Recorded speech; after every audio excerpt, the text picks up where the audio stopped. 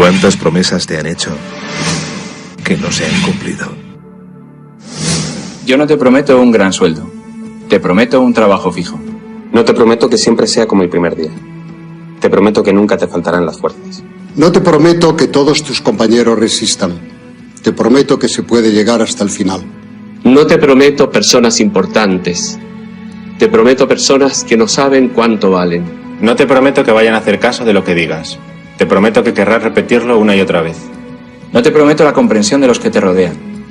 Te prometo que sabrás que has hecho lo correcto. No te prometo que te vayan a pedir ayuda. Te prometo que te necesitarán. No te prometo una decisión fácil. Te prometo que nunca te arrepentirás. No te prometo un trabajo perfecto. Te prometo formar parte de un proyecto inolvidable. No te prometo que siempre vayas a obtener resultados. Te prometo que tu trabajo dará mucho fruto. No te prometo que vayas a tener grandes lujos.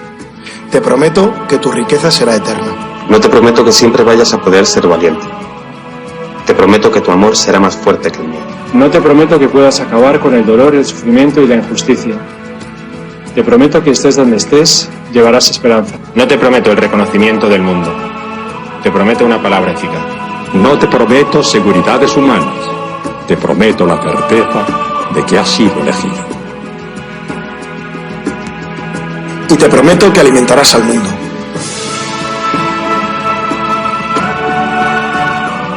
Unirás corazones. Acompañarás a los que sufren.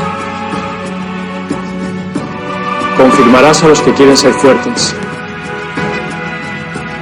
Experimentarás con ellos la verdadera alegría. Sumergirás a los hombres en la verdad. Y serás sacerdote, testigo de Jesucristo.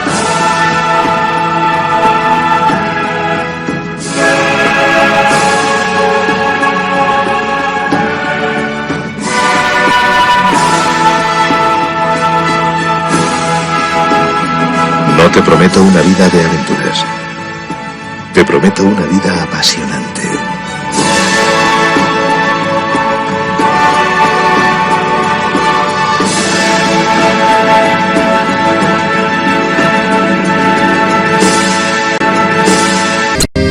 Jesucristo, Señor de la historia, que estuviste, estás y estarás. Sos presencia, esperanza y memoria. Sos el Dios de la vida hecho paz. Sos el mismo Jesús que estuviste junto al lago de Genezaret, y ante el hambre del pueblo exigiste, denle ustedes por Dios de comer. Quédate con nosotros, Jesús, que da miedo tanta oscuridad. No es posible morirse de hambre en la patria bendita del pan. Quédate con nosotros, Señor, que hace falta un nuevo Emaús. La propuesta será compartir como vos y en tu nombre, Jesús. Primitivo ritual de pastores, que fue luego banquete pascual, homenaje de nuestros mayores al Dios vivo de su libertad. Cena santa, signo y profecía, memorial de Jesús servidor, nueva alianza de la Eucaristía, que es misterio de fe y comunión. Quédate con nosotros, Jesús, que da miedo tanta oscuridad. No es posible morirse de hambre en la patria bendita del pan. Quédate con nosotros, Señor, que hace falta un nuevo Emaús. La propuesta será compartir como vos y en tu nombre, Jesús, Jesús.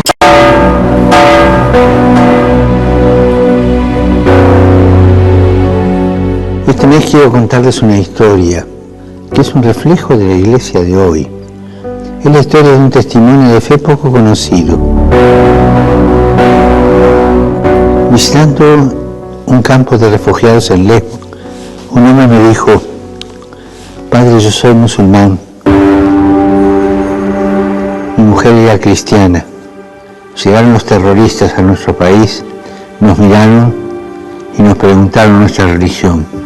Vieron a mi mujer con el crucifijo y le dijeron que lo tirara al suelo. Ella no lo hizo y la degollaron delante de mí. Histórico.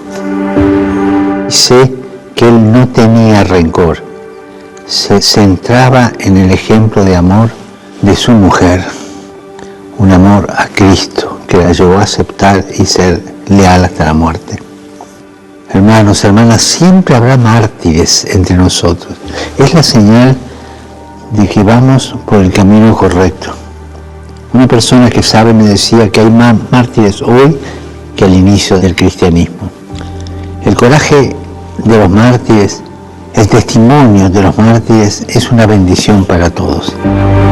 Oremos para que quienes en diversas partes del mundo arriesgan su vida por el Evangelio contagien a la Iglesia su valentía, su impulso misionero.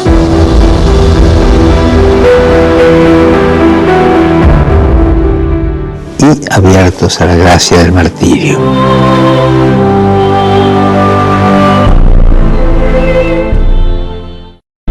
He sabido algo que me preocupa profundamente. Comprendo que lo guía una buena intención, pero me veo en la necesidad de llamarle la atención. Don Silvestre me mandó llamar para darme una queja. Se trata de que en las primeras lecciones del catecismo les ha metido usted en la cabeza a los niños ciertas ideas que considero altamente perjudiciales. ¿Cómo cuáles, padre? Pues les ha dicho a los chicos que hagan ver a sus padres que el esfuerzo de su trabajo debe estar en proporción al salario. Ah, eso sí. Que si cobran más que trabajan, que cobren menos. Pero que si trabajan más que cobran, pues que cobren más. Y usted sabe que esas teorías ya han empezado a armar líos y que varios obreros se han presentado a don Silvestre pidiéndole aumento en el salario. Ah, pues qué bueno. Bueno, ¿por qué?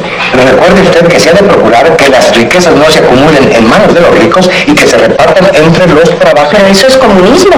No, doña Sara. Esa es la encíclica de su santidad Pío XI. Y su santidad Juan XXIII, en su encíclica, dice que los trabajadores deben ganar lo suficiente para tener un nivel de vida verdaderamente humano que les permita sacar adelante a su familia. Pero la forma en que usted lo enfoca puede traer problemas.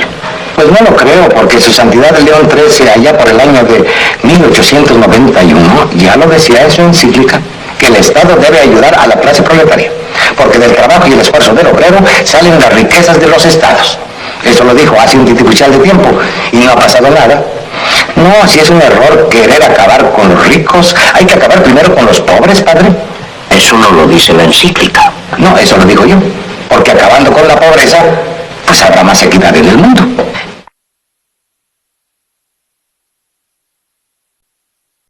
Esto fue escrito en el año 1957. Y si te quedan amigas o amigos con quien todavía podés hablar de política y de sociedad, recordales esto escrito hace tiempo, pero parece que hubiese sido ayer. Al dólar lo suben ellos. De esa manera se devalúa el salario. Una de las formas de disciplinar a los trabajadores que históricamente ha adoptado cierta oligarquía. Los tarifazos los programan ellos. Una forma de transferir recursos del bolsillo del pueblo hacia el poder dominante. La fuga la facilitan ellos, una forma de endeudar a millones para que se beneficien unos pocos.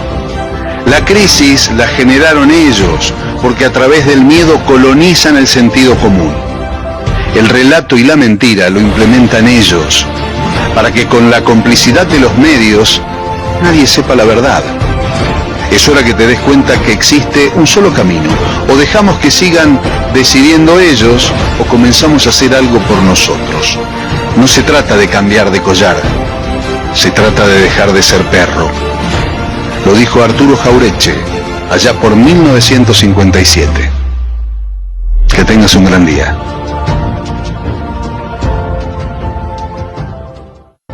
El peor analfabeto es el analfabeto político.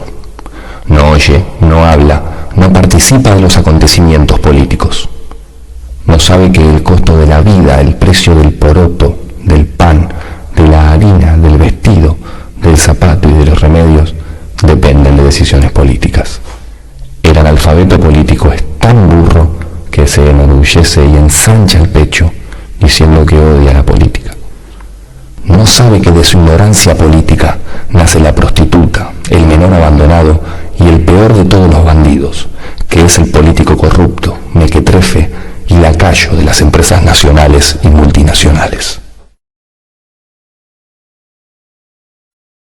El ser humano, ustedes saben, es un ser político. Nosotros nos movemos y nos movilizamos como tal. Ahora, después existe lo que se llama la política partidaria, que algunos la han transformado en politiquería. Cuando la política se deshumaniza y los que hacen política son economistas, estamos en un problema. Porque para el economista lo primero que hay que evaluar es el cierre de los números. Y para un político lo primero que hay que evaluar es que las medidas que está tomando hagan a la felicidad de la sociedad que representa a los efectos de avanzar después con el proyecto. Para un economista primero tienen que cerrar los números. Para un político primero tiene que cerrar una masa feliz, un pueblo contento. Ahora, cuando se elige presidente un economista, el problema es saber si este economista llega humanizado o deshumanizado a la función, ganado justamente por esa profesión de sumar 2 más 2 para que le dé 4 y que no encuentra en esa fracción nada de impuro, porque lo que importa es la sumatoria matemática. Y aquí nos encontramos entonces con la aparición del cachivache, que no es representativo nada más que de un 30% de la voluntad que fue la que aprobó el proyecto originario de los libertarios, y el apoyo posterior de una masa que la podemos juzgar como antiperonista, que lo que no quería era que los peronchos aparecieran de vuelta, que lo que no querían eran que aquellos que habían administrado el poder cantando la marchita tuvieran la oportunidad de volverlo a hacer. Por otro lado, el peronista decía, pero Massa no es peronista. Es decir, que el candidato que los enfrentaba estaba en 2 fuegos. El propio que decía que no era peronista, Sergio Massa, y el otro que decía, vuelven los peronistas. Y en realidad, Massa nunca fue peronista, ni tampoco dijo que lo fuera.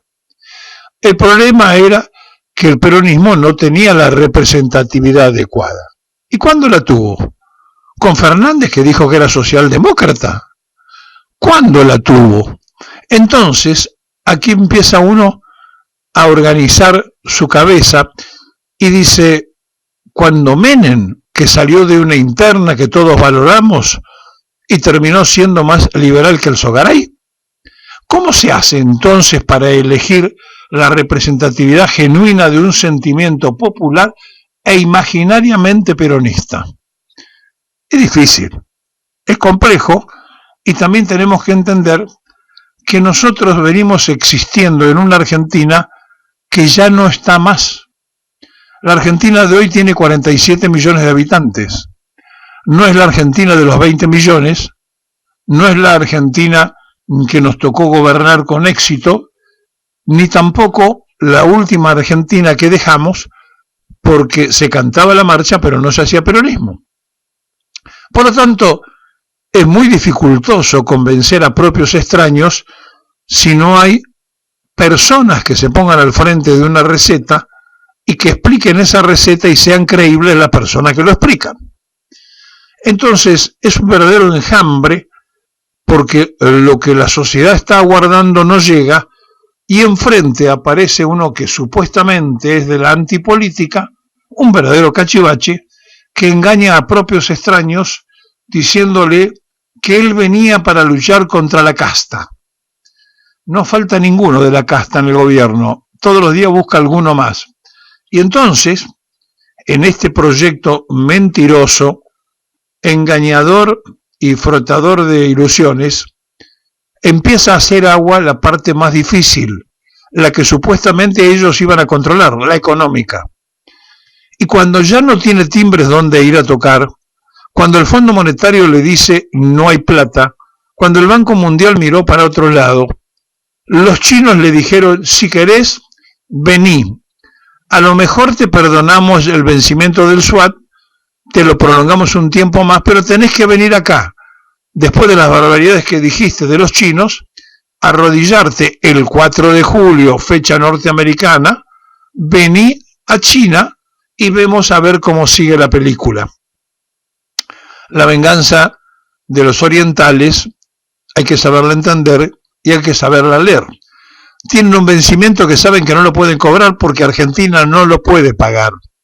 Saben que Milei está afectado porque el Fondo Monetario le dijo no hay plata, la misma frase que él usa para el pueblo argentino. Y entonces, en el medio de este debate, el economista hace agua con la economía. Y si hace agua con la economía, ¿por qué imaginamos que va a acertar con la política si fracasa en lo que él después supuestamente sabe? Y entonces aquí empezamos a escarbar y a descubrir las falsas promesas y empezamos a descubrir que la casta finalmente era el pueblo argentino, porque en realidad convocó a todos menos a los representantes genuinos del pueblo. Entonces, en esta encrucijada de un turista presidente que se ha gastado más de 20 millones de dólares en viaje y que no ha traído una sola mejora en esos viajes para el pueblo argentino, solamente ha utilizado los dineros del Estado al que él dijo que como topo venía a destruir y la justicia le permitió asumir cuando le tendría que haber prohibido asumir como presidente, decimos, solamente haciendo esa gala de vengo a destruir al Estado pero mientras tanto lo uso, lleva gastado más de 20 millones de dólares en viajes que no ha traído una sola mejora para el pueblo argentino. En esta realidad estamos sumergidos, pero enfrente no hay una propuesta acorde con el tiempo y el momento que transitamos. La sociedad mira y dice, bueno, se termina el tiempo de Milei. ¿Y qué hacemos? ¿Cómo hacemos? ¿De qué forma lo hacemos? Y entonces aquí empiezan las mezclas de no se puede seguir soportando a este gobierno con aquellos que dicen, no, en el medio tiempo le vamos a dar una elección electoral. ¿Saben todo lo que falta para el medio tiempo? ¿Saben cuánta gente pasa hambre de aquí al medio tiempo? ¿Saben cuánta deuda más de los 65.000 millones que endeudó la Argentina en 6 meses vamos a tener de deuda? ¿Son conscientes que el país debe 65.000 millones de dólares más que Milei la endeudó a un promedio de 10.000 millones de dólares mensuales y no le pagó nada a nadie? ¿A dónde está la plata? ¿Qué hizo el economista con el dinero? ¿A dónde está la plata? Cuando esa frase de no hay plata para el pueblo argentino. Sí hay plata para las locuras que hace en sus viajes turísticos solamente para satisfacer problemas personales con la plata de todos, que no ha traído nada, ni siquiera un mensaje de alivio a los bolsillos argentinos. Ninguno de los viajes trajo ningún hecho favorable al Estado, ninguno fue viaje de Estado, todos fueron viajes de promoción personal con la plata de todos los argentinos. Es un desastre lo que está pasando, es un papelón que nadie le haya llamado la atención a este viajero increíble que es el Cachivache con la plata de todos los argentinos, de un Estado que él dijo que como topo venía a destruir. Estamos como estamos porque no queremos estar mejor. Hoy tenemos en la Argentina 5 presos políticos. Siguen todavía detenidos después de participar en una manifestación contra una ley que esta semana se va a volver a tratar en la Cámara de Diputados y seguramente haya movilizaciones y habrá que ver cómo se comporta el gobierno y el Poder Judicial. Detenidos que formaron parte de los 33 detenidos originales que el gobierno de Javier Milei, de Patricia Bullrich, de Karina Milei acusaron de terroristas, de intentar dar un golpe de Estado, y con esa acusación, basada en un tuit de una oficina de un ente público que no existe, que es la oficina del presidente, no existe eso en el organigrama estatal, el fiscal Carlos Stornelli pidió sus detenciones y sus prisiones preventivas acusándolos de terroristas e intentar dar un golpe de Estado. Y así tuvieron primero 33 personas detenidas, después liberaron a 16, Después liberaron a 11 más, después de tenerlas casi una semana detenidas, y mantienen todavía a 5 personas detenidas bajo ese paraguas, de actuar de manera coordinada para intentar vulnerar el Estado democrático. La decisión es de la jueza María Romilda Servini, que en su momento era de Cubría, ya no es más de Cubría porque falleció su marido, pero es de Encubría. Porque lo que está encubriendo la jueza es este accionar antidemocrático del gobierno de Javier Milei, que ella apaña con su actuación. Dio una entrevista, la verdad que es un gran logro periodístico de Palo y Zanahoria, el programa que conduce Mariano Martín, que lograron que les acepte una entrevista y lograron que hable esta jueza que lleva demasiado tiempo ahí, una jueza que tiene 87 años y que si ustedes escuchan la entrevista completa, les recomiendo que la escuchen. Yo les voy a pasar apenas algunos fragmentos. Van a ver lo poco apta que está para continuar en un lugar tan importante como es ser la jueza federal del juzgado número 1 de Comodoro Pi y además con competencia electoral. Dijo de todo la jueza en la entrevista que le hicieron Mariano Martín y Giselle Tepper. Quiero arrancar por un fragmento que es muy tremendo, que tiene que ver cuando le preguntan sobre la represión a los diputados de Unión por la Patria que estaban ahí y que fueron brutalmente reprimidos sin ningún tipo de justificación por la prefectura. Escuchen lo que dijo, mirá. No, fue mucho más cruento y mucha gente en la calle. Yo la noche anterior estuve tarde en auto y vi cómo la gente bajaba en la calle callado de su casa con saltos de cama. Ahora, ¿y usted lo que marca como diferencial en este procedimiento, a diferencia, digo, del 2001 cuando había un comando unificado y una sola fuerza de seguridad desplegada, acá lo que tuvimos fue Policía Federal, Gendarmería, Prefectura, Policía de la Ciudad? ¿Para usted eso colabora a un mejor procedimiento o termina generando Yo tendría confusión? que ver cómo están organizados entre sí. Si, por ejemplo, a mí me llama mucho la atención el tema cuando le tiran el gas a los ojos acá. A los 5 diputados de Unión por la Patria, estaba Castañeto, Valdés, sí. Bueno, yo lo veo, yo miré el caso de Castañeto. Ajá. A mí me parece, lo miré una vez y a las apuradas, así que también me puedo equivocar, ojo. Castañeto quiere tocarlo al prefecto, porque eran prefectos esos. Sí. Son gente que trabaja en Puerto Madero. Sí.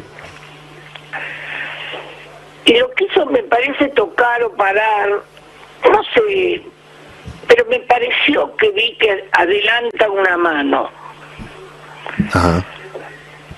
Habría que ver de nuevo y ver y interpretar. Fue lo que yo interpreté. O sea, un diputado, según la jueza, quiso tocar a un miembro de prefectura y eso justifica que lo repriman, que le tiren un gas que se tira a más de 2 metros, que se lo tiren directamente en la cara, ocasionándole quemaduras fuertes a él, a sus asesores que estaban ahí con él y a otros diputados. Ahora, la jueza cree que vio que el diputado quiso tocarlo y con eso pretende justificarlo. Dice además, y es una mentira, que participó del operativo Prefectura que solamente está en Puerto Madero. Bueno, no. La prefectura no opera solamente en Puerto Madero. Habla del nivel de desconexión que tiene la jueza con la realidad de las fuerzas de seguridad. La prefectura no opera solo en Puerto Madero, pero ni cerca. Y lo repite varias veces en la entrevista. Dice luego en la entrevista que bueno, que ella entiende que no hubo una actuación coordinada de las fuerzas de seguridad, sino que lo que faltó es entrenamiento, que fue un problema de falta de entrenamiento y que por eso reprimen tan mal. Bueno, el desconocimiento de la ley no habilita su violación. Eso la jueza lo debería saber. Pero está justificando el operativo represivo con falta de entrenamiento. Después dice que le pregunta Mariano Martín quién fue el jefe del operativo. Y dice que no lo sabe. La entrevista fue el viernes pasado. Habían pasado más de 10 días. Y dice que no tiene quién fue el jefe del operativo. ¿En serio? Después, hay una parte, te voy a pedir el audio 14, donde le preguntan si por lo que dijo el grupo Clarín, que es que fue un operativo coordinado por un sector de izquierda. Mírenlo. Y dio a conocer el diario Clarín, bueno, el portal Clarín en este caso, un título que dice: investigan a los K, establecen que un grupo coordinado de izquierda provocó los incidentes en el Congreso, que lo adjudican a supuestas pruebas que tendría la justicia. Yo le quería preguntar por esto, entiendo que obviamente o nos están dando una información que no es real o nos están diciendo que... No es información que salga de sumario. O sea, desmiente que... Todavía no tenemos ninguna información. Que estamos investigando. Que hay otra denuncia federal. En el juzgado 6, creo. No sé. No me pregunte de dónde Clarín puede afirmar todo eso. Bueno, desmiente a Clarín, que igualmente al día siguiente, y lo podemos ver, volvió a poner en tapa y en palabras de la jueza, esto lo remarcó muy bien Mariano Martín, ley bases para la jueza, un grupo coordinado de izquierda armó los incidentes. Bueno, la jueza dijo que no es un grupo coordinado de izquierda. Sí menciona la palabra coordinado la jueza en el fallo. Sí menciona la palabra coordinado. Pero esta tapa es absolutamente falsa, porque la jueza no pone exactamente esto. Pone un grupo coordinado, no pone un grupo de izquierda. Y no es una diferencia menor. Pero la entrevista, que les repito, traten de escucharla. La jueza desmiente que la haya llamado Karina Milei, ¿sí? Como dijeron algunos de los detenidos. Dice que ella no cree que haya habido un golpe de Estado, pero cuando Mariano Martín le insiste, preguntándole, ¿y por qué entonces los tuvo detenidos tanto tiempo? ¿Por qué? Escuchen lo que dice la jueza.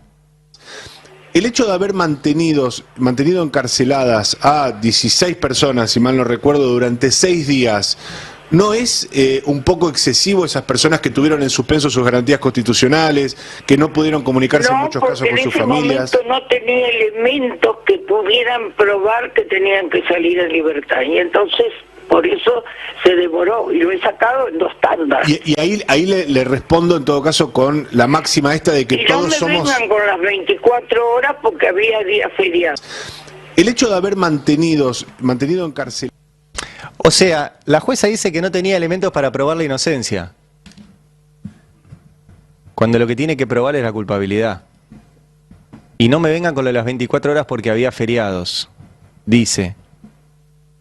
Cuando hay detenidos no hay feriados. Cuando hay detenidos, se toman el tiempo que haya que tener para decidir si les dictan la falta de mérito, como le dictó 6 días después, o si los libera como correspondía, a los 33. Sigue teniendo 11 personas detenidas. Los sigue teniendo detenidas. A uno por saltar una valla, a otro por quemar una bicicleta. No son delitos que ameriten tener a personas 15 días detenidas. ¿Son delitos? Sí. No tenés que quemar una bici, no tenés que saltar una valla. Le aplicás lo que dice el Código Penal y lo mandás a la casa.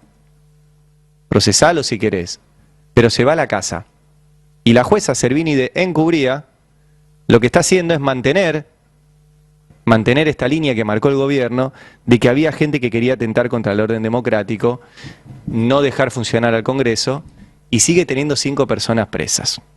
Es realmente impresionante, les repito, escúchenla entera, yo les acabo de pasar 3 pedacitos, la nota duró media hora, y es muy impresionante cómo es una persona que lamentablemente está en otro registro, donde le preguntaban sobre la actualidad, remetía al 2001, se confundía los hechos, se confunde las fuerzas de seguridad, no entiende cómo tiene que ser un procedimiento, no sabe con quién tiene que hablar, no tiene identificado un jefe del operativo, no tiene los elementos, todavía no vio las imágenes.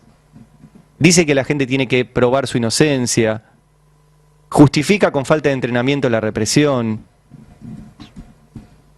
y en el medio de todo esto sigue teniendo 5 personas detenidas. Bueno, esta es la jueza Servini de Encubría, la jueza que está a cargo de esta causa. Yo sé que recibió presiones, ella dice que no, pero yo sé que sí. Yo sé que recibió presiones. Y sé también que el fiscal Stornelli sigue ahí empujando esta causa y hay que ver ahora qué hace la Cámara Federal. Pero realmente es muy difícil que una causa tan importante y que situaciones tan importantes caigan en jueces, en este caso una jueza de 87 años que evidentemente no está a la altura de esta situación. Una jueza con mucha experiencia y no puede dar como excusa, no, bueno, tenía muchos videos, no, bueno, no sabía. Sabe perfectamente lo que está haciendo. Y tiene todavía 5 personas detenidas por participar de una manifestación política. Servini de Encubría. Servini. Hoy a la mañana tuvo que salir el presidente para ver de qué manera calma los mercados, que sabe que hoy van a estar en una especie de furia. Los inversores se quieren ir de la Argentina. Había hecho lo propio el ministro de Economía el viernes, un ministro de Economía saliendo un viernes a última hora y un presidente saliendo un lunes a primera hora para tratar de calmar los mercados. Bueno, ustedes saben qué ha ocurrido en la Argentina cada vez que un presidente o un ministro de Economía dijeron el que apuesta al dólar pierde, u otras metáforas para decirle a la gente que no vaya a comprar dólares porque no van a devaluar. La semana pasada las acciones argentinas cayeron un 20% en Wall Street, el riesgo país superó los 1.400 puntos y el dólar contado con liquidación, que es el que más opera, superó los 1.400 pesos. Por eso salió el presidente y el ministro desesperados. A ver, la economía argentina, los mercados que se van y en 5 meses se duplicaron las suspensiones de trabajadores y subió un 60% el desempleo. El 75% de los trabajadores públicos es pobre. Y veamos cómo actúa el resto. Vimos a varios gobernadores cantando, varios de ellos peronistas cantando con el presidente. Vemos a los legisladores votando locuras, realmente proyectos ominosos, pero los grandes inversores se van del país. El FMI le exige a Caputo una devaluación y unificación cambiaria como precondición para darle 10.000 millones de dólares. El gobierno no tiene dólares, tiene 2 lugares para ir a pedir dólares. Una es el campo, que le pide una devaluación, y otra es el FMI, que le pide una devaluación. No hay otra que devaluar. Ahora, Milei suma a Sturzenegger, y así junto con Caputo tiene a las 2 figuras centrales del fracaso del gobierno de Macri. ¿A nadie le parece raro eso? ¿A nadie le llama la atención? A los empresarios argentinos que lo aplauden y le sonríen, a los legisladores que lo votan, ¿no les resulta raro todo esto? Las declaraciones de los detenidos en la manifestación durante la ley base son estremecedoras y dan cuenta de lo poquito de democracia que nos queda, Milei reprime para imponer su plan, porque el FMI le dice que no cierra socialmente y él cree que lo cierra reprimiendo. Y Patricia Bullrich cree que esto le da votos, quizás se los dé. La jueza Servini descartó aquí ante el periodista Mariano Martín, que nos acompaña hoy en esta mesa, cualquier intento de golpe ni intervención de terroristas. Pero horas después, los medios insistían en la conspiración con supuestos off de la jueza, y la jueza había hablado en on. Eso da cuenta también del nivel de locura en que estamos en Argentina. En síntesis, un plan económico aberrante en términos sociales, pero que además no se sostiene ni siquiera para los mercados, ni siquiera para los que deciden cuánto va a valer el dólar, cuánto va a haber de riesgo país, cuánto van a valer las acciones de las empresas argentinas, tampoco para ellos, pero que es bancado por el establishment político, mediático y empresario local. Y yo pienso entonces, cuando veo a estos tipos bancando a este gobierno, que lo tildan a Milei de desquiciado, pero ojalá fuera solo él, ojalá fuera el único desquiciado en este país, porque me parece que hay unos cuantos. La situación es difícil, recién contábamos el informe de la CAME que daba cuenta de la caída del turismo, del sector turístico, más de un 20% en relación al mismo periodo del año anterior, pero también agarrás industria y pasa lo mismo, te fijás en la producción de autos y cayó 27% en relación al mismo periodo del año anterior, cae la pequeña y mediana empresa, empieza a haber despidos, empiezan a haber suspensiones, sin embargo el gobierno celebra que la inflación cae. Vamos a charlar un poco con Horacio Robelli. Horacio Robelli es economista, reconocido economista, hemos charlado con él en varias oportunidades, es titular de la Cátedra de Economía Política en la UBA, y lo saludamos. Horacio, ¿cómo estás? Buen día, ¿cómo te va? Acá Juan Pablo Arias, equipo en Cariseca por las radios de la UNER. Juan, gracias por la comunicación, saludos a vos y a todos los amigos de la radio. Mira, cada vez estoy más viejo, yo te pido si me suben más el retorno porque te escucho con cierta dificultad. Ahí te vamos a subir el retorno. Ahí te escucho perfecto, ahí está. Horacio, bueno, a ver, es muy grande como para abarcar en el poco tiempo que tenemos todo lo que es la economía en la Argentina, pero en términos generales el gobierno muestra como extraordinarios resultados positivos, entre otras cosas, que baje la economía y que haya superávit fiscal, por más que el resto de los valores de nuestra economía caigan. Te pido una mirada muy general y breve sobre el tema en principio. Seguro, porque no le interesa. A los que sirven Milei y Caputo no les interesa la economía argentina, no les interesa ni el trabajo ni la producción nacional y menos el consumo. Cuando menos consumo tengamos van a tener más saldos exportables.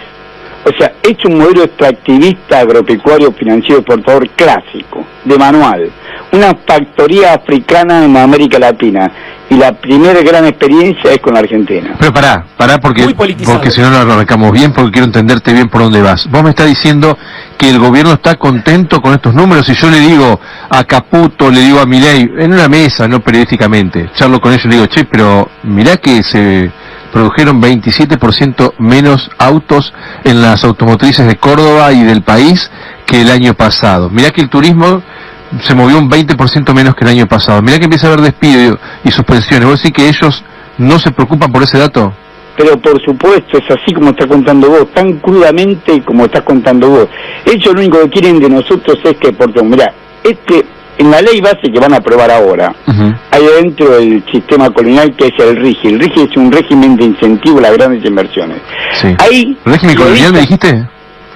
No te escuché. ¿Régimen colonial me dijiste? Claro, un régimen colonial. Escúchame, el RIGI propone, el artículo está claro, se prioriza la exportación. Este tarado de Milei, cuando asume, dice, está prohibido no exportar. Se prioriza la exportación en desmedro del mercado interno. Todo el RIGI, mirá, si uno entendiera lo que es el RIGI, entiende el significado de este gobierno. Este régimen de incentivo a las grandes inversiones dice claramente que lo que se prioriza es la exportación. Es más, a partir del cuarto año no tiene obligación de liquidar los dólares en el país. Sin embargo, van a seguir importando equipos, insumos, personal, asesoramiento técnico, van a seguir importando, con lo cual le van a seguir demandando dólares al Banco Central para pagar sus importaciones. Pero ellos a partir del cuarto año no están obligados a liquidar las exportaciones en el país. Se prioriza la exportación con nombre y apellido. El Club de Petróleo. ¿Quiénes son el Club de Petróleo?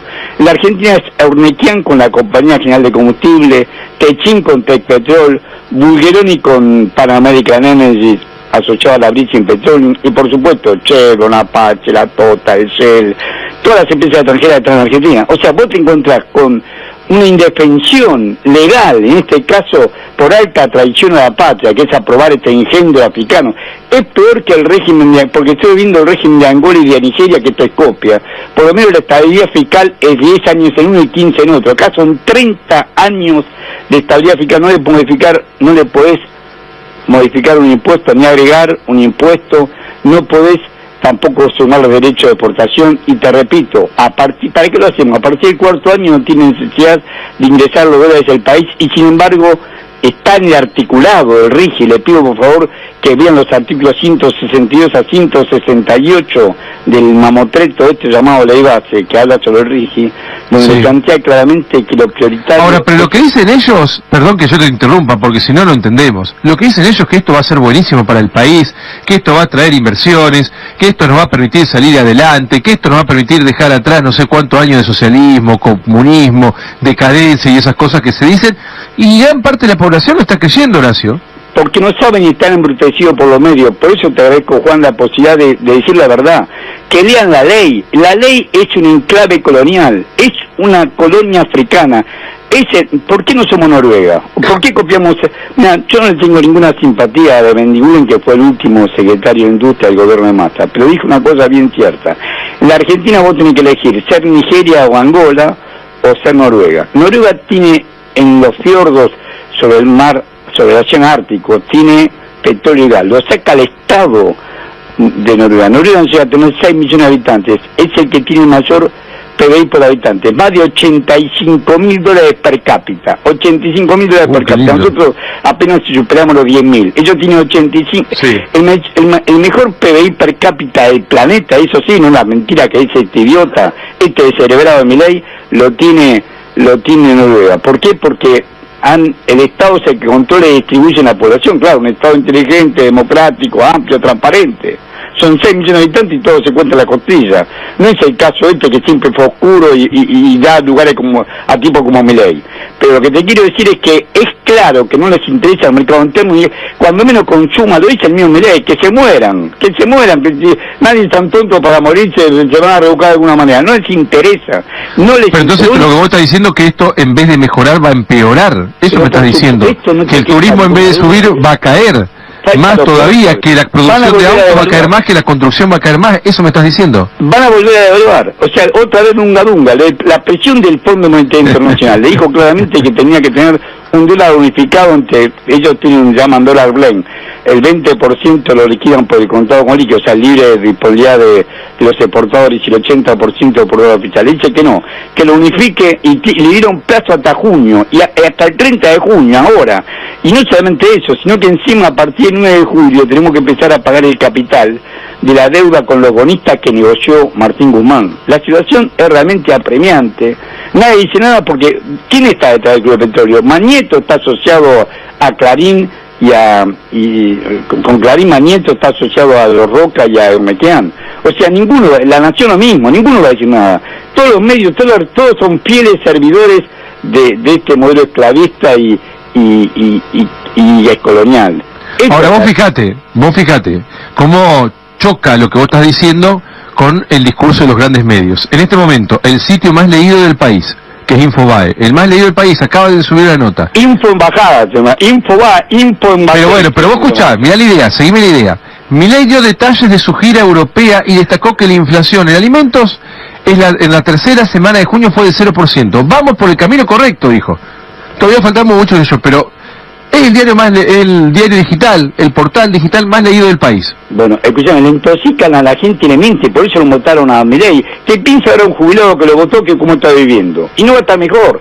¿Qué piensa un jubilado? Yo te voy a decir, semejante ajuste fiscal que hizo esta bestia, semejante esto que no sabe nada de nada, porque realmente semejante ajuste fiscal, y sin embargo le pagaron de intereses, solamente de intereses a los bonistas que ellos mismos se quedaron, más de 7.000 millones de dólares. Más de 7.000 millones de dólares le pagaron a los bonistas. Yo te voy a dar una nota ahora. Para ser más exacto, al 31 de mayo, 7.617 millones de dólares. 7.617 millones de dólares por el interés que cobraron los bonistas por haber traído dólares y haberse pasado a título de deuda interna en pesos, pero ajustado todo por inflación.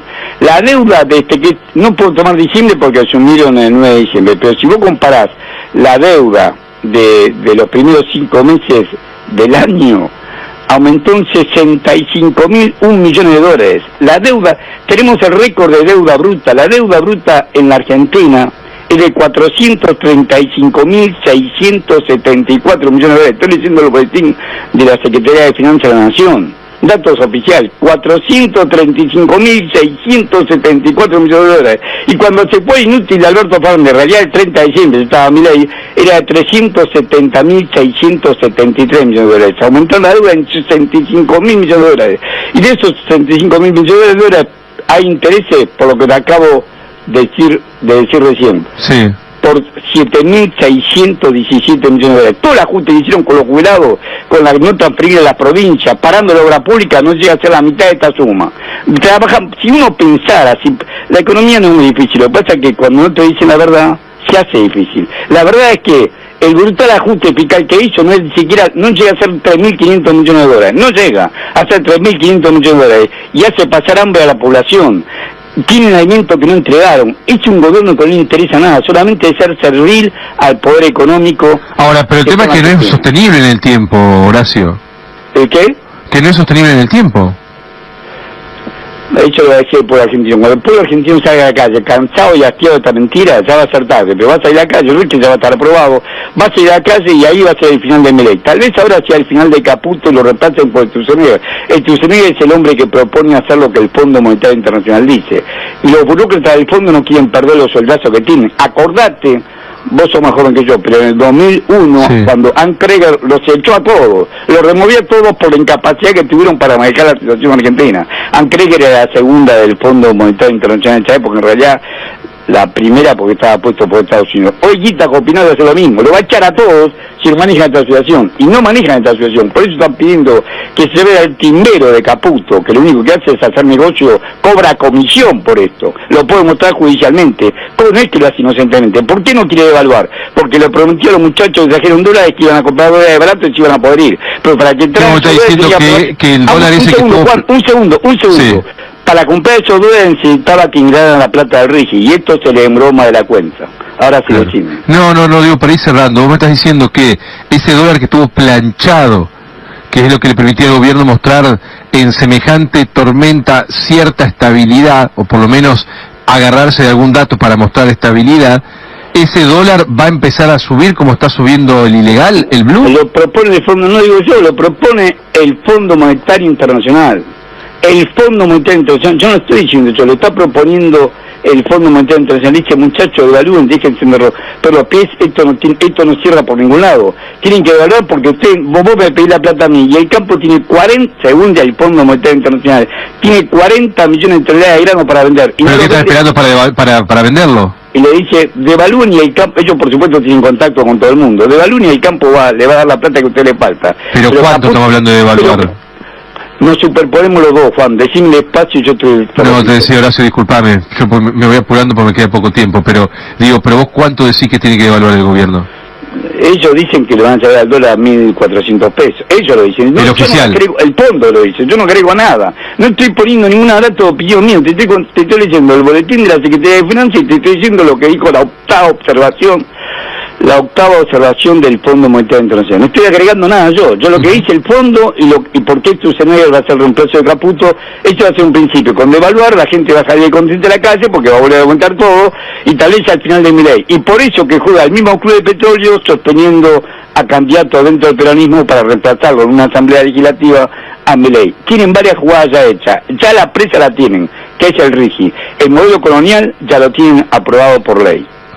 Horacio, como siempre es un gusto enorme charlar con vos. La verdad que me gustaría preguntarte muchas otras cosas. Yo sé que hay varios temas que vos manejas muy bien, que los seguís muy de cerca, pero vamos a tener que dejarlo para otra conversación porque no me queda más tiempo. Te agradezco muchísimo, de verdad. Juan, cuando vos quieras, y muchísimas gracias por la comunicación. Te dejo un abrazo. Medios argentinos han anunciado que Milei ha entregado a Ucrania 240 toneladas de alimentos y medicamentos diciembre 2023, junto a 19 misiones de ayuda humanitaria. Diciembre 2023, fecha exacta en la que se dejó de suministrar alimentos y medicamentos a la población más necesitada de nuestro país y por la cual tuvo que intervenir la justicia para que se les entregue. Petri dijo que van a continuar enviando esta ayuda. Mientras tanto, en Argentina no se han comprado alimentos para los próximos meses para ayudar a los comedores. Milei, este Terminator, ¿realmente le contaron cómo termina Terminator? ¿Vos qué pensás? Bueno, pues tengo el TikTok lleno de hooligans del señor Milei, que ha decidido venir a España a hacernos una visita.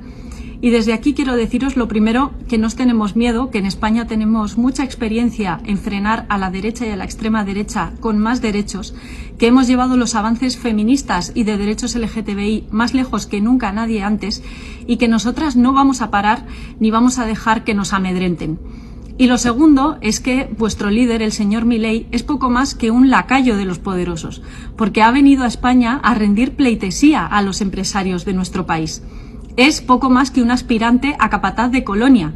Lo que quiere es decirles a los empresarios españoles: mira, tengo todo este país para vender y tú vas a poder hacer negocio conmigo. Así que lo que está haciendo el señor Milei no puede estar más lejos de la palabra libertad, porque en realidad su política es una política de odio y de esclavitud. No hay nada que esté más lejos de la libertad que el no poder ni siquiera ir a la universidad porque no te la puedes pagar. No hay nada que esté más lejos de la libertad que tener que pagarte o no poder pagarte un tratamiento médico cuando estás enfermo. Así que nosotras, aquí y también a nivel internacional, vamos a seguir defendiendo más derechos para frenar a esta extrema derecha que no nos da ningún miedo. No nos da ningún los vuelos. Pero el que estuvo de viaje también, no por la Argentina, porque a él no se le da por ir de viaje por la Argentina, sino por Europa, es Javier Milei. Y en Hamburgo lo recibieron con una nutrida marcha en su contra. En esa marcha estuvo Diego de Miguel, un colega al que conocí el año pasado cuando fui a Berlín a presentar el documental Fondo sobre la Argentina y el Fondo Monetario, y quien tiene la gentileza de atendernos desde allí. Hola Diego, querido, ¿cómo estás? Berco acá. Hola Berco, ¿cómo andás? Gaby, Wally, Nau, todos en el piso, un saludo grande. Bien, es muy oyente de Pasaron Cosas, Dieguito. ¿Hincha de San Pauli? Sí, fana del hincha de San Pauli, así es. Fana de San Pauli. Sí, que contento con el ascenso. Claro. Me mandó una foto incluso cuando ascendieron, claro. Estuvo en la cancha, un pibe hermoso, Diego. Y estuvo también en la marcha de... ¿cuándo fue? ¿Anteayer, ahí en Hamburgo? Claro, fue el día de que Milei estuvo efectivamente en Hamburgo, el sábado. El sábado. Contame, ¿cómo fue? Mirá, fue algo muy lindo, o sea, fue una marcha que se organizó desde diferentes organizaciones sociales argentinas radicadas en Alemania. Existen, sí, está Hijos, hay diferentes facciones, hay algunas organizaciones más de corte kirchneristas, otras más troscas, organizaciones de izquierda, pero muy movido desde la Uni de Hamburg, desde la Universidad de Hamburgo, donde estos temas se tratan y donde hay un abordaje a la temática de Milei y a la movida de la derecha en el mundo un poco más honesta que en el resto de Alemania, que la tratativa del tema es, para mi gusto personal, muy liviana, muy superficial y muy enfocada en lo novedoso. Mirá qué nuevo que es esto, cómo se está votando algo tan radical, ¿no? A ver, explícate un poco más sobre eso. ¿De qué se habla en Hamburgo sobre Milei? Bueno, no sé si en Hamburgo en particular, pero me pasa a mí en la agencia cómo se aborda el tema de las nuevas derechas, no sé si decirlo así. Sí, llamémosla claro. De esta manera. Ponele, sí. Tiene algunos rasgos viejos, pero en algún punto son nuevas en su proyección, en su alcance. Sí. Los actores no son todos nuevos, pero esta fuerza que está teniendo sin duda es nueva. Desde mi punto de vista el abordaje es, por un lado, antojadizo en cuanto a qué se cuenta sobre lo que está pasando, digamos, ¿no? Si vos mirás solamente el dato de inflación para contar lo que hace Milei en Argentina, te están faltando, no sé, 400 otras cosas que están pasando a la vez en el país. Claro. Eso por un lado. Después, por otro, es un trabajo bastante fuerte, sobre todo en los últimos días, con el CEO de la agencia, tratando de mostrarle otra mirada, de darle otros autores, otros periodistas que para mi gusto están abordando la temática de una manera más amplia, más holística, más integrativa. Y en la Uni de Hamburg justamente eso pasa, hay charlas, hay debates, no solamente sobre este tema, sino sobre otros temas que son, digamos, más generales, como el extractivismo en Argentina, que no es nuevo, que está de antes, pero que sin duda con Milei tomó una nueva dimensión. Y fue desde ese espacio en el que hubo una serie de charlas, participé hace un par de fines de semana donde se hicieron videollamadas con gente de abuelas, estuvo Pablo Yontos, remoto, ¿no? Sí, por Zoom, pero hubo un montón de charlas y a partir de esto, en ese momento, se armó una juntada para la pintada de banderas y de trapos, digamos, y con eso fuimos el sábado a Landungsbrücken, que es uno de los puntos neurálgicos de la ciudad, un centro turístico, de ahí salen los barcos para visitar el puerto de Hamburgo, es decir, sería el caminito de Hamburgo, ¿no? Digamos, a nivel turístico. Ahí mismo estaba el hotel a donde fue agasajado Milei, y fuimos con la premisa de decirle no a Milei en Alemania, no a Milei en Hamburgo, y decirle no también a las políticas que se están implementando bajo ningún punto de vista, y sobre todo criticar el hecho de que se lo estuviera premiando, ¿no? Claro. Desde la fundación que se lo premió, la Fundación Friedrich Hayek, de eso te iba a preguntar, sí, si sabes algo de la Fundación Hayek para compartir con nosotros, porque se sabe que tiene vínculos con la ultraderecha, pero también que está cruzada por una discusión respecto de eso, ¿no? Bueno, la principal contradicción acá, Berco, es que las personas que estaban acompañando a Milei en ese espacio son nazis, o sea, filonazis, neonazis, no sé cómo describirlos en la modernidad, pero, por ejemplo, con respecto al tema de Israel, tiene una mirada radicalmente opuesta a la de Milei. Lo que sí coinciden es en la mirada sobre la migración, sobre algunas políticas económicas, sobre el apoyo del Estado a aquellas personas que lo necesitan. A ver, una de las personas que estaba parada en la foto con Milei cuando le dieron el premio estuvo reunido en diciembre del año pasado con el capo de la derecha austríaca, que sí, la derecha austríaca es directamente nazi, y ahí implementaron una especie de solución final al problema migratorio, digamos, como ocurrió hace un tiempo, pero con otra colectividad, con respecto a los migrantes. Y se habla de remigración, es decir, enviar de vuelta para atrás a aquellas personas que están en Alemania y que no cumplen con ciertos parámetros que ellos van a establecer de adaptación a la sociedad alemana. O sea, deportar a los inmigrantes, esa es la solución. Sí, no te olvides que tuvimos un ataque con cuchillo en Mannheim hace unas semanas donde murió un policía, ¿no? Y esto, el atacante fue una persona de Afganistán. Y empiezan a caer en estos estereotipos de que básicamente toda persona que viene de ese país es básicamente, no sé, un integrante de Estado Islámico, un asesino. Empiezan a trabajarse esas miradas, sobre todo en los medios de comunicación, y realmente prende mucho en la sociedad. El otro día hablaba con un alemán que me crucé en España, que me dice, yo me fui a Alemania por el problema de la migración, y yo, está loco, digamos, en mi día a día no tengo ni un problema con un migrante, digamos, de hecho yo lo soy, pero bueno, yo no caigo en ese estereotipo, entonces no sufro la discriminación que por ahí sufre un Mohamed, yendo en tren a trabajar, donde la gente se cambia de vagón, donde miran cruzado, y que hay un tema de discriminación que está creciendo. ¿Eso es palpable, Diego? ¿Eso vos lo ves en el día a día? Lo veo, el alemán tiene sus formas de discriminar que por ahí son un poco más... No todo el mundo es así, hay gente súper progre. De hecho, vivo en una ciudad donde está el San Pauli que mencionó Wally hace un rato, que es un equipo de fútbol que es todo lo contrario, que es pro migrantes y su camiseta dice welcome, básicamente, donde está prohibido gritar, insultar con insultos homofóbicos en la cancha, digamos. Es más complejo de explicar cómo es la sociedad alemana en este sentido, pero en este momento, y esto también lo digo a raíz de las declaraciones de Olaf Scholz, el canciller, que dijo que aquellas personas que no se integran deben volver a su país de origen. No, y cabe aclarar una cosa, algunas de las personas que se quieren enviar de vuelta, según este proyecto que incluye a la persona que se sacó la foto con Milei el otro día en el hotel, increíble. Algunas de esas personas fueron obligados a renunciar a su ciudadanía de origen para obtener la ciudadanía alemana. Entonces estamos hablando de remigrar gente a países que ya no son ciudadanos, por ejemplo. Claro, de los que no pueden volver. Claro, es impresionante. ¿Es Ulrich Bogerau el que decís vos, o Bosgerau, algo así? Sí, a eso me refiero. Bien. Estuvo reunido, hubo mucha polémica el año pasado. De hecho, yo participé en un par de marchas en el Rathaus, en el Ayuntamiento de Hamburgo, porque hubo una reunión en Brandenburg, una de las provincias que pertenecía a la DDR, en la que básicamente se juntaron a ver cómo hacían para resolver el problema migratorio. Por eso digo esto de la solución final, como en su momento fue la solución final del problema judío, lo mismo, pero el problema migratorio, el problema de las personas que no se adaptaron. Diego, gracias por este rato, un abrazo y a seguir escuchando Pasaron Cosas, que sos nuestra pata ya, viejo. Dale, un abrazo grande a todos allá, dale. Diego de Miguel, colega, periodista, estuvo en la marcha de Hamburgo contra Milei y nos contaba sobre la gente linda que lo acompaña. El pueblo trabajador se está cansando, el pueblo humilde se está cansando. Basta de bravatas y de amenazas. No vaya a ser que nos enojamos y nos tomemos la justicia por nuestras propias manos. Entonces ya será tarde para lamentaciones. Entonces van a conocer lo que es un pueblo de paz y de concordia a lo que es un pueblo que lucha con una mística y un ideal como sea Perón, que la causa del pueblo.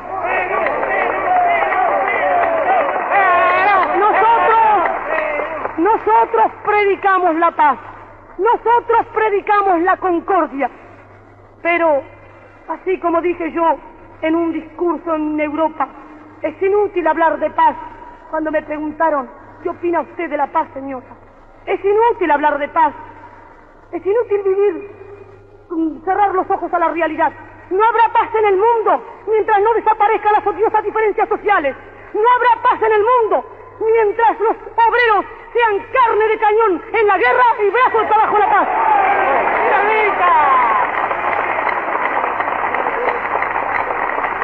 Y no habrá paz. Y no habrá paz en la República Argentina mientras déspotas, antipatriotas y canallas politicastros vendidos por 4 chauchas al extranjero quieren asesinar al líder de los trabajadores.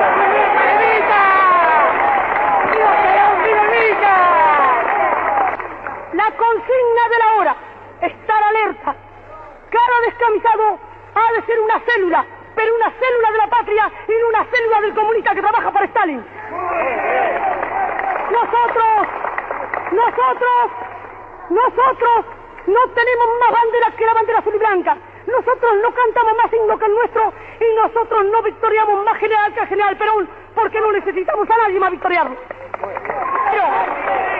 No debemos ir a la lucha de masa en este momento hasta que no se dé la orden. Pero cada descamisado, cualquiera que hable mal de Perón, debe romperle un botellazo en la cabeza o la cabeza tiene que darle. Pueblo que escucha, únete a la lucha. Pueblo que escucha, únete a la lucha. Pueblo que escucha, únete a la lucha. Pueblo que escucha, únete a la lucha. Pueblo que escucha, únete a la lucha. Pueblo que escucha, únete a la lucha. Pueblo que escucha, únete a la lucha. Pueblo unido, nunca vencido. Pueblo unido, nunca vencido. Y luche, luche, luche, no deje de luchar. Y luche, luche, luche, no deje de luchar. Por un canto de obrero, obrero y popular. Y luche, luche, luche, no deje de luchar.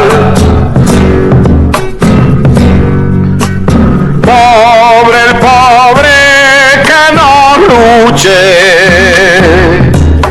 siempre callado nomás. Le han de robar su guitarra, nunca más ha de cantar. Y luche, luche, luche, no deje de luchar. Y luche, luche, luche, no deje de luchar. Por un canto de obrero, obrero y popular. Y luche, luche, luche, no deje de luchar. Pueblo que escucha, ¿qué cosas tiene mi pueblo que no las puedo callar? Cualquiera viene y le ofende y él calladito nomás. Pero guarda al que trampea, pero guarda al que le miente, porque mi pueblo no es tonto, porque mi pueblo es valiente, porque mi pueblo algún día cuando la sangre reviente habrá de salir cantando con un fusil en la frente. Y entonces no habrá más niños durmiendo bajo los puentes, ni obreros, ni campesinos, siempre apretando los dientes, porque mi pueblo es de machos y nadie me lo desmiente. Y luche, luche, luche, no deje de luchar. Y luche, luche, luche, no deje de luchar. Por un canto de obrero, obrero y popular. Y luche, luche, luche, no deje de luchar.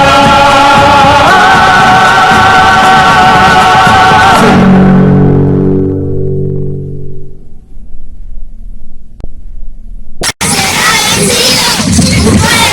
¡Sonido!